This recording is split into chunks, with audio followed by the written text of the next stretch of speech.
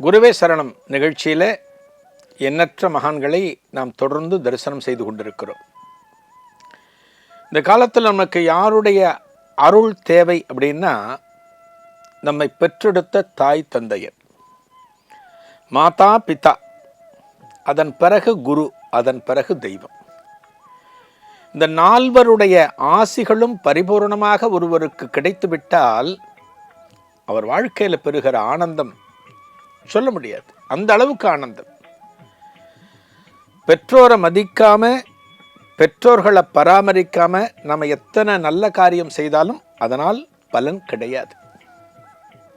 அதுபோல குரு தான் நமக்கு ரொம்ப முக்கியம்.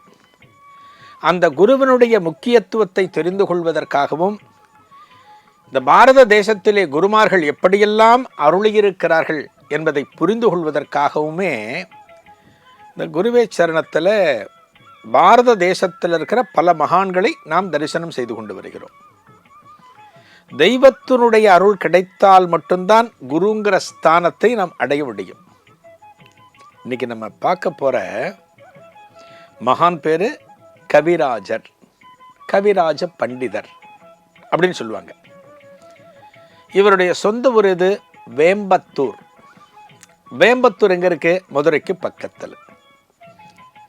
வேப்பத்தூர்னு ஒன்று கும்போணம் கிட்ட இருக்கு, அது இல்லை, வேம்பத்தூர் இந்த ஊர் பேர். வேம்பத்தூர் கவிராஜ பண்டிதர், வேம்பத்தூர் கவிராஜர் அப்படின்னு இவரை சொல்லுவாங்க. இவருக்கு எப்படி ஒரு கவிராஜர், கவின்னா உங்களுக்கு தெரியும் கவிதை, ராஜர்னா ராஜா, கவிகளுக்கு தலைமையானவன், மகாகவி காளிதாஸ் சொல்றோம் இல்லையா? அதுபோல இவர் எப்படி கவிராஜர் ஆனார்னா, அம்பாளை உபாசனை பண்ணி, பராசக்தியை உபாசனை பண்ணி. ஒரு அம்பாள் ஆகப்பட்டவள் நாம் என்ன கேட்டாலும் கொடுத்து விடுவாள். என்ன காரணம்? அம்பாளுக்கு இளகிய மனசு. ஒரு பெண்ணுக்கு இளகிய மனசு நம்ம சொல்றோம் இல்லையா? அதுதான் அம்பாளுக்கும். அம்பாள் சட்டுன்னு கொடுத்துருவா, ரொம்ப சுலபத்தில் நம்மளை நம்பிடுவா. இந்த கவிராஜர் எப்படின்னா, லட்சம் தடவை அம்பாளுடைய நாமத்தை உபாசனை பண்ணினர். ஒரு தடவை, 100 தடவை, 1000 தடவை கிடையாது, 100,000 தடவை, 1,00,000 வரை அம்பாளுடைய நாமத்தை ஆத்மார்த்தமாக ஜபித்து. அதான் ரொம்ப முக்கியம். அது இத்தனை நாமம் ஜபிச்சா உனக்கு இன்னது கிடைக்கும்னா, நம்ம உட்காந்து இந்த எக்ஸாமுக்கு பாடங்களை நெற்று பண்ற மாதிரி சொல்லிட்டே இருக்கலாம், ராம ராம ராம ராமன்னு சொல்லிட்டே இருக்கலாம்.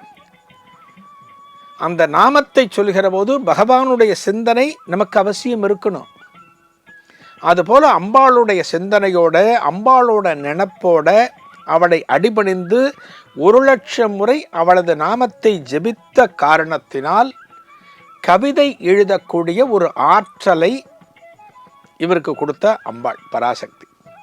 அதனால கவிராஜ பண்டிதர் அப்படின்னு ஆனார். அம்பாளுடைய அருள் பரிபூரணம் அவருக்கு. அவருக்கு ஒரு பொண்ணு. இந்த பொண்ணு பேர் மீனாட்சின்னு பேர். என்ன, மதுரை பக்கத்தில்.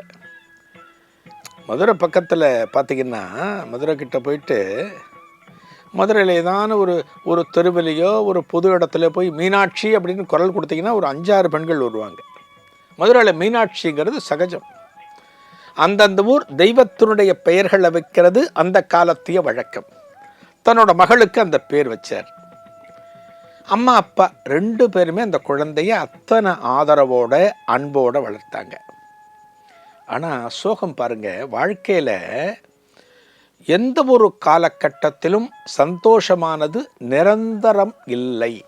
நல்லா புரிஞ்சுக்கணும். நம்ம சந்தோஷம் நிரந்தரமே கிடையாது. அப்படி வரும், அப்படி போகும். துக்கம் வரும், சமயத்தில் தங்கிடும், அப்படியே தங்கிடும் துக்கம். ஒரு வியாதியில் பாதிக்கப்பட்டிருப்போம், ஒன்றுமே குணமாகாது, அப்படியே உட்கார்ந்து தவிப்போம் நம்ம. அதனால் வாழ்க்கையில் சந்தோஷம் வரும், துக்கம் வரும், எல்லாவற்றையும் ஏற்றுக்கொள்ள வேண்டும். இந்த கவிராஜருடைய வாழ்க்கையிலையும் ஒரு சோகம், ஒரு துக்கம் வந்தது. என்ன? மனைவி இறந்து விட்டார். மனைவி இறந்தாச்சு. ஒரு பொன் குழந்தையையோ ஒரு பையன் குழந்தையையோ வளர்க்கிற போது தாயும் தந்தையும் அவசியம். அதுவும் குறிப்பாக ஒரு பெண் என்று சொன்னால், ஒரு பெண் குழந்தை என்று சொன்னால் அம்மா அவசியம் இருக்கணும். ஆனால் அம்மா இறந்தாச்சு. இதனுடைய தொடர்ச்சி என்ன? நாளைய குருவே சரணத்தில் காணலாம். நன்றி, வணக்கம்.